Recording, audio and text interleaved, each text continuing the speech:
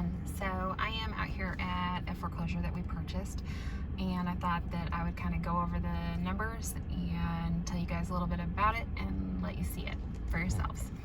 So we are in southwest Missouri, pretty much in the middle of nowhere. This property we purchased in September of 2021. It is 37.5 acres, so it's about a quarter mile by a quarter mile, minus the roadway, essentially. We're currently on a private lane that's on the property that comes off the gravel road. There are houses past this that have easements on this. So even though I technically own this road, it has to stay open for legal easement access for the properties past it. So the property is basically a square. We're turning in here to the first driveway into the property. And the property has two addresses because it has single wide and a double wide on it, and the single wide was a rental. This red building or red roof was a garage and then a dog kennel. Pretty gross and financially worthless to me anyway. They had just piles of junk in this area, and two semi-trailer and just full of stuff. So there is still a one really old semi-trailer sitting there, and then this little, homely shed building. I did give away that that semi-trailer, but they have not come and picked it up yet. So hopefully they are successful in hauling it off. So up here up the hill is where the single wide is at. There are 3 electric meters on this property because there was one per house and then one for the well in the center of the property where we just were. So it's been kind of a booger from a utility standpoint because there is a minimum monthly charge per meter. So to have any kind of running water, I've had to have the meter on for the well and for the double wide. I do not have the meter on for this single wide. So the single wide was not affixed to the property, which means it still had its original title like a car to be sold as something that could be moved off of the land. It was not owned by the people that owned the property, at least not from a title and legal standpoint. It was just kind of a legal mess, really. So it took me several months to track down the rightful owner. I had to apply to the Department of Revenue to do a VIN number search because single wides have VIN numbers just like cars, and they granted me that. So then I was able to find out the last legal titled owner and see that there was no liens against it. So, and the owner had died, but she had put a transfer on death on the title, and I found her daughter in a town 5 hours from here, and she was just incredibly nice and just such a pleasure to deal with. So I sent her money and she sent it back to me, like just the most awesome person ever. So she applied for duplicate title for me and then signed over the single wide into my name. And once I had legal title to it, I sold it for $5,000. And it is being moved off of here. They are in the process, and unfortunately we've gotten a lot of rain and they've tried to pull it out already, and you can see from the tire ruts that they kind of got stuck. So we're waiting for it to dry out a little bit, and then hopefully the movers come back for it and I don't own a single wide anymore. So these weird log pillars next to it was a large portable building, and I sold that for $5,000. It was actually much nicer than this single wide trailer. So when I purchased the property, there were squatters in the single wide, and so it did take a couple months to go through the eviction process and actually really get possession of this property after I purchased it. So that was kind of a mess and pretty common in foreclosures. So back behind the single wide, there was a smaller portable building, maybe like like a 10 by 12. I really don't remember the exact size on it, but I did sell it for $1,000. So, I mean, I had to do a ton of trash cleanup, but I did make $11,000 from the stuff that was up here between the larger portable building, the trailer itself, and the small portable building. So that's certainly a win. It totally could have gone either way. When you get stuff like that, you have no idea if you're actually going to end up with title to it or the ability to sell it, or if you're just going to have to crush it, you know, that kind of stuff. So I spent $3,000 on dumpsters and skid steer work to move stuff around and clean stuff up. So $3,000 covered 4 of the like semi-truck size roll-off dumpsters.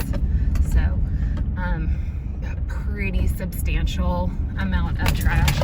Really probably could have used 1 or 2 more roll-off dumpsters. I was just so tired of loading them and paying for them that we ended up taking several pickup truckloads to the dump to get rid of the last of the stuff that was just an absolute eyesore.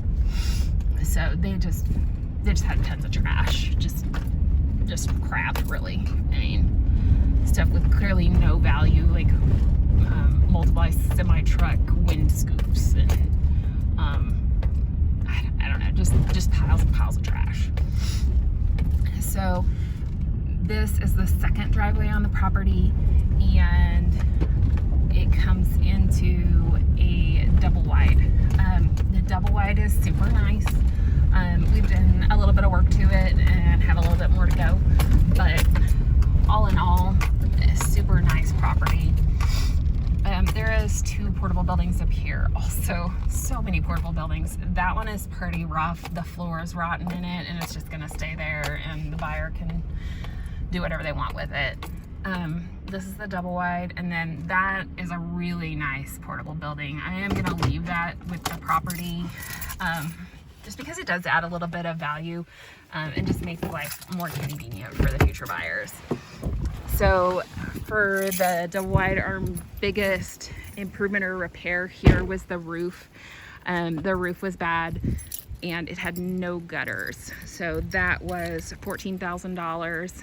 I got several bids, and that was the best bid that I could get. The other next lowest bid was $20,000. So you can see that we actually have a beautiful pond on the property that the double wide is set overlooking.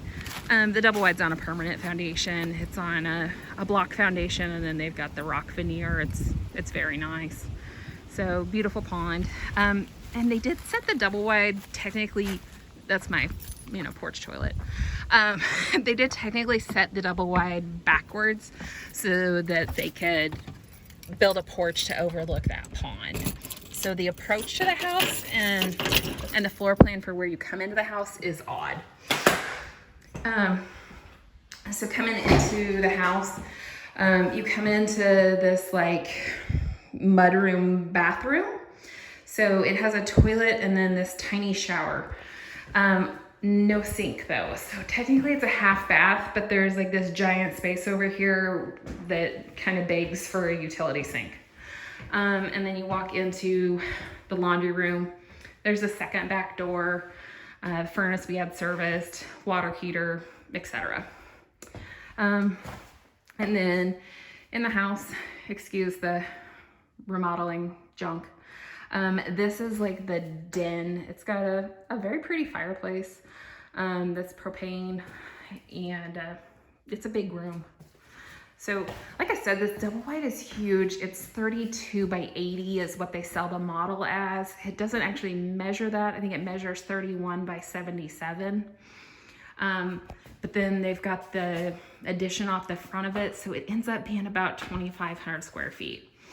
There's a nice full bath in there with a tub shower, toilet, and double vanity that serves the 2 end bedrooms. Massive hallway. Definitely a weird double wide floor plan thing. This bedroom is huge. It's really, really long. Well, I tried to turn a light on. It really didn't make no difference. It's 10 by 21, and then it has the big, huge walk-in closet at the end of it. Both those doors lead into it.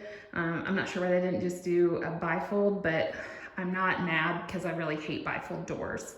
So the closet is 6 by 10. So a very nice walk-in closet for not being the master bedroom. Like I said, the hallway is weirdly big. It has cabinets in it, so it's kind of like sort of an office. So it has like this desk. Sorry, there's paint on my hands. I've been working. And this other set or bank of cabinets. So I don't really know why you'd want your office in the hallway, but that's what they did. Second bedroom here, it's like 11 by 12 or something like that. So decent size, not huge by any means, but a decent size second bedroom. The kitchen's really nice. Super functional U layout with an island. Feels very spacious. Feels like you could actually have multiple people working in there and not running into each other. So that's super nice. Eat-in kitchen area with the sliding patio doors. And then this wall was painted just so hideous. You can see that they painted the trim that orange color. Well, the whole wall was that orange color. It's like a DIY project gone horribly, horribly wrong. So this is the front room.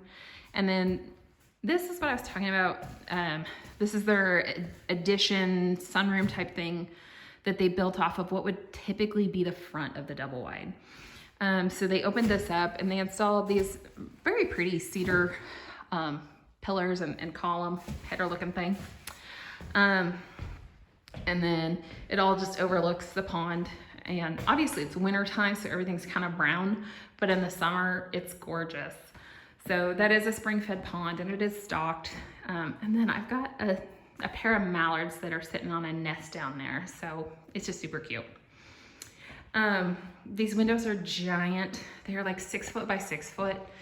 They are double pane. I cannot imagine what they cost or what they weigh. So the install on these had to be a booger. They did do like a rock face on the inside of this aspect of it to kind of match the like foundation. So I like that. I like that they tied that together. I need to put trim up here because they just apparently never did. So you can see the spray foam. They did spray foam in this addition, in the attic and underneath it. So between that and the double pane windows, it's really not like a huge energy loss, which is what it initially looks like. Off of the front room, we have the master. The master is a super decent size. It's like 15 by 15 or something like that. And then your pretty standard double wide master bath. So garden tub, double vanity, toilet in a closet, and nice shower, probably 5 foot long shower with a bench. And then a nice walk-in closet off of the master with like a his and her side and a little built-in dresser looking thing. So, hey guys, sorry for the reflection. I'm trying to avoid the mirrors because I look horrible. I've been working on this house for 8 hours today. So in here we painted every wall because they were gross, they were grimy. And as the double white had settled, it had a lot of cracks in the drywall. So we had to patch basically a crack in every wall. So by the time we had mud smeared on every single wall, obviously we were gonna have to paint. So we did go with like a nice light gray color. I did have to paint the ceilings in the majority of the house because primarily it all flows from one room to the next with no like header up above of it, which I mean, that's normal and that's nice, but we had to have the roof replaced because it had leaked in 2 places. So we had to patch like a 2 foot by 1 foot spot in the drywall in one spot, and then like a 1 foot by 1 foot area in the drywall in another location. And then after those 2 fairly small patches, had to paint 2,000 square feet of ceiling to blend it all together. So that took a while, and you know, painting ceilings is just not fun. So it is what it is. But all the trim is pretty gross, so I've been painting trim and doors today just to clean them up. The carpet in the bedrooms was nasty, so we did tear it out. This laminate is in pretty good shape, so we would like to leave it. One small issue, they did something so weird in here. They painted the floor. Like a 3 foot by 8 foot section has white paint on it. Tell me why. Anybody, please tell me why. What is going on there? So I have not invested the time yet in trying to figure out how to scrub that off. I'm gonna give it a good go.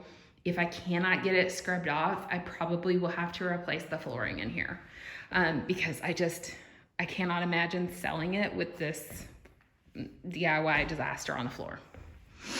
So if anybody has any tips on removing very well adhered white paint off of laminate, hit me with them, please. So kind of the numbers on this place. We paid $150,000 at foreclosure auction. The opening bid was $120,000.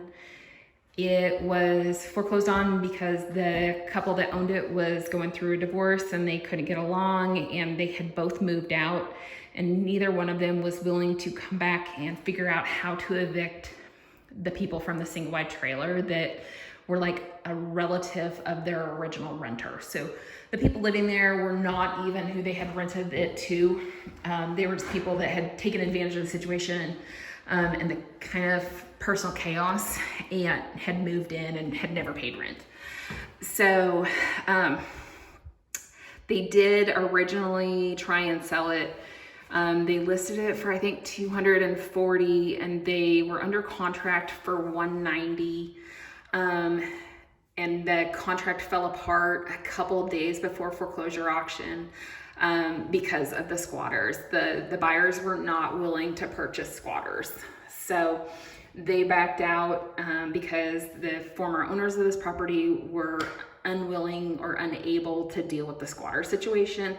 And then the potential buyers were not willing to deal with it either. So really, I got a great deal because of some squatters and because nobody else wanted to deal with it.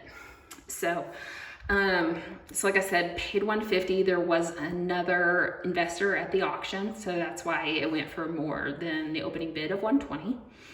A super weird auction. The nephew of the person that owned this was at the auction. He owns surrounding land, so I understood why he was there and why he wanted to purchase it. And I really didn't want to bid it up very high because I don't want to like outcompete like family members that are trying to retain family land. Like, you know, that's just a jerk move, and that's not me. So I bid the opening bid at the auction initially, and then I let the other investor and the nephew kind of bid it out, and it went for, I want to say $140,000.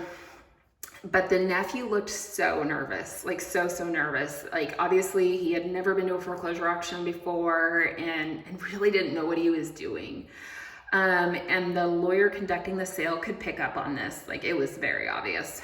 So he said, words I've never heard before at a foreclosure auction, which is, we're going to adjourn the sale for 2 hours, and if you're unable to pay for this, to the nephew, in that 2-hour window, then we will meet back here at the courthouse again and resume this auction.